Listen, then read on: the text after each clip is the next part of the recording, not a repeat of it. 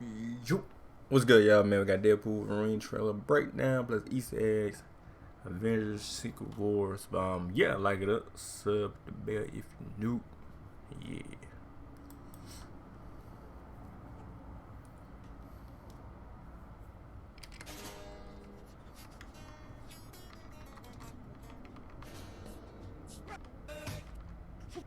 That's the official title. Oh, my movie peeps, we finally have the that Deadpool 3 teaser. My movie peeps, we finally have the trailer for Deadpool and Wolverine. That's the official title. No Deadpool and friends here, thank goodness. And man, we have been waiting to see this thing for a long time. And even then, they held back that sweet Wolverine tang from us. But even with that said, it was still a really juicy, fun trailer for us to speculate and geek over about. And that's exactly what I'm going to do here for you guys. I'm going to go through every inch of this trailer and give you details and Easter eggs you might have missed. Yeah, they said it's supposed to be the other dude, but I think he don't want to do it, but it was some shit. With the basic idea of what this movie's going for, because I do see some people pretty confused with this movie, and well, I'm here to help you out, but at the same time, I want to hear from you guys. What did you think about this first teaser trailer for Deadpool 3? I think us just knowing Wolverine is part of the movie is good enough. Why not save all the juicy Wolverine scenes for the movie itself? Yeah, that's what I was saying. Totally they don't want to show. I mean, it's a teaser trailer. Like, I mean, plus you want to watch the movie too, right? So, I mean, you want to show everything. That's what Sony do. Sony sold the whole trailer, but I mean, entire marketing is them just teasing Wolverine. But also be sure to subscribe and hit that like button to show your excitement. The whole thing. For this trailer. I'll put these claws away now. Now, along with the trailer, we did get our first poster here that is just an iconic twist of a heart necklace showing Deadpool and Wolverine's logos, signifying best friends. I actually kind of love that. Even Hugh Jackman taunted the title of the movie with Wolverine and a-hole. So far, this marketing is starting off great. All right, so kicking things off here from the beginning of the trailer, we start off with Wade Wilson on his birthday, surrounded by the people he loves, along with all the supporting characters from his past two movies. Now, this is the part that ended up confusing a lot of people because they were like, wait, didn't like half these people die in Deadpool 2? And yes, that did happen, but by the end of the movie, Deadpool uses Cable's time travel device to go back and save everyone that died in Deadpool 2. Hence why the TVA ends up showing up at Deadpool's door, because he's messing with time, creating different timelines, and that's just against the TVA way. And yeah, that wig Deadpool is wearing caught me so off guard, but pretty funny. Bringing us to the moment, though, where the TVA show up at the door of Wade Wilson wanting to take him in, and this is where we get kind of a gag and an Easter egg to the first movie. Is that supposed to be scary? Pegging isn't new for me, friendo, but it is for Disney. Wade Wilson references the fact that he's been pegged before, which is something that happened in the first Deadpool film, so cool. And then immediately after that, we get the word Disney, already showing you that Disney is very happy with this movie being R-rated, because although this film is being made through their 20th century banner, Disney still has final say on everything going on here and the jokes that can happen in this film. And well, that's just good that they can be team players on this. So immediately then, they take Deadpool into the TVA. It is not Mobius, but now it makes sense why Mobius is not included in this movie. If you watch the finale of Loki season 2, Mobius decides to go back to his regular life. He no longer works for the TVA, and as much as it's gonna suck that Owen Wilson isn't part of this movie. Yeah, I was like, damn, but I understand about the end of the Loki shit. I understand though.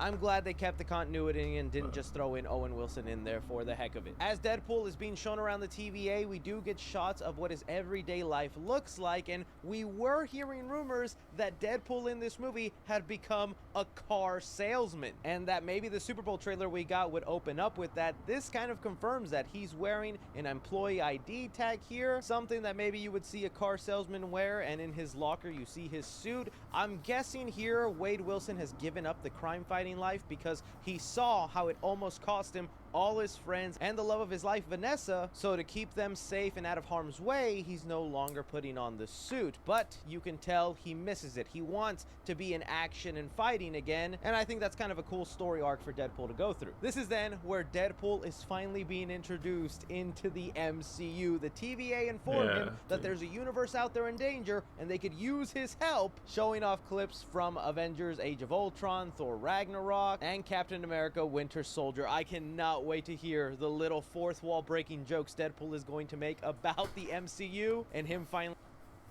So I can take all these trips because Priceline has all these amazing deals. And that's when I said, Deal. And on your right.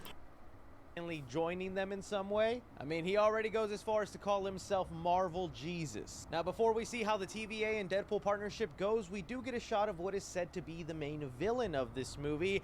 Not Professor X, but pretty close, Cassandra Nova. That's a character that's been rumored to be the main villain of Deadpool 3, and in the comics, she is the evil twin sister of Charles Xavier. And man, let me tell you, Charles has so many dang siblings out there. From already having a twin that he transferred his subconscious into in the Fox universe, then Juggernaut is also supposed to be his brother, and now this evil twin sister, like, the Charles Xavier bloodline needs to stop. But she essentially has identical powers to Charles Xavier, and well, he's an OP mutant, so she's going to be OP. We get a shot of Deadpool being thrown into what looks like the mouth of a dinosaur at one point, leading into a secret gambling ring where it looks like we get the back of Wolverine, and he's in a comic-accurate white suit. In the comics, Wolverine does wear this white suit with an eye patch. It looks like maybe that's what they could be going for here, but knowing the Deadpool world, this could be a very obvious setup joke of where it looks like Wolverine, and then when they touch him, it's like, oh, it's some other guy with Wolverine hair. Absolutely loving the suit-up scene that Wade Wilson gets in the TVA, where they supply him with everything he needs and his brand new suit that is looking shiny, nice, bright red. Smack that booty again, Deadpool. But something must obviously go horribly wrong with Deadpool and this TVA partnership, because we very quickly see him start fighting members of the TVA. Yeah, I've already already seen seen some fan theories bring up that maybe Wade goes back to Age of Ultron and tries to save Quicksilver, since that's an X-Men. And yeah, that would be pretty funny. Along with some amazing slow-mo shots of Deadpool just reloading his guns. One of my favorite things about Deadpool 3 and why we've gotten so many set photos about this movie is because Sean Levy, the director, really wanted to shoot in physical real locations. The negative is that we get a lot of things spoiled for us online, but then a lot of these scenes end up looking 10 times better since it's not just guys in front of green screens, so I'm very happy that they made that sacrifice. And well, this location is also said to be the Void that we have gotten in the Loki series. When someone is then pruned, it's sent to the end of time where everything goes to die off, and it looks like this is where we'll be meeting a lot of the Fox, X-Men, or Marvel characters throughout the years. I'm pretty sure they're gonna make a joke now that the Fox universe is dead, it got pruned, so every member of those movies got sent to this world. And with these Fox universe characters in the Void, it looks like they're gonna turn it into an almost like Mad Max post-apocalyptic universe. We're also supposed to get like recognizable vehicles in this scene, and really just every scene involving the Void, you can see something from the past of the MCU or the Fox universe. Like in this quick shot here, we get to see a Chitauri ship that falls down, maybe even the San Francisco Bridge from X-Men The Last Stand, along with an Avengers Quinjet off to the side. I was in such a Fox universe mind tunnel that when I saw this smoke cloud take this TVA agent, I thought it was the Fox universe of Galactus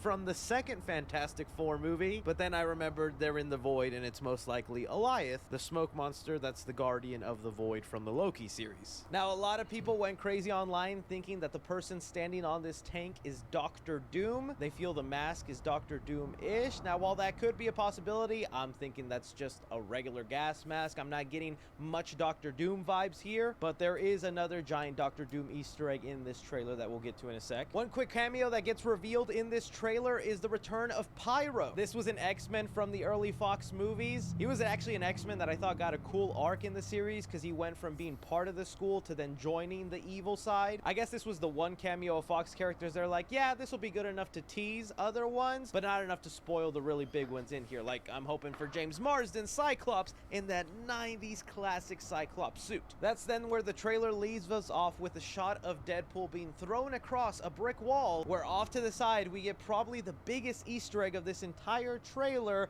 a comic book, along with the soda from the Incredible Hulk that killed Stan Lee in his cameo. Don't know if they have plans to bring Edward Norton's Hulk in here, but I welcome that. But not just any ordinary comic book, it's a Secret Wars comic that has Doctor Doom on the cover. This is probably showing you where Marvel is headed with their future. We know it's up in the air with what they're going to do with the Kang situation, but we know Secret Wars is a movie that they're going for, and it's been heavily rumored Hugh Jackman Wolverine will be part of Avengers Secret Wars. With this comic Easter egg here, it looks like it's not only confirming the Hugh Jackman Deadpool connection, connection, but also maybe Doctor Doom will take over as the big bad for that movie. And now with this Fox connection, it could very likely be the case. But then they end us off with just a small tease of Hugh Jackman's Wolverine going to stab Deadpool, revealing the title. Honestly, I don't mind it. We already know Hugh Jackman's part of this movie. They're gonna give him tons of screen time, tons of action scenes. Let's not ruin them all right away like we feel like we've already gotten a lot of things ruined for us. I'm totally fine if every single Wolverine scene is kept out of the marketing and is only teased a little bit, because it'll only make the movie that much more enjoyable. Anyways, guys, these are just some of the things I caught off in the background. Let me know what you guys thought about the Deadpool 3 trailer. Did it hype you up as much as it did me? Favorite Easter eggs, moments, what you want to see in future marketing, everything. Be sure and like, subscribe, follow me on Twitter at 3C Films or on TikTok at 3C Films. But as always, I'm Chris. Take care. Anyway, man, like it. So, man, let me know what y'all think in the comment down below on the Easter egg breakdown, man. Fire breakdown for Easter egg. And yeah, let me know. Peace.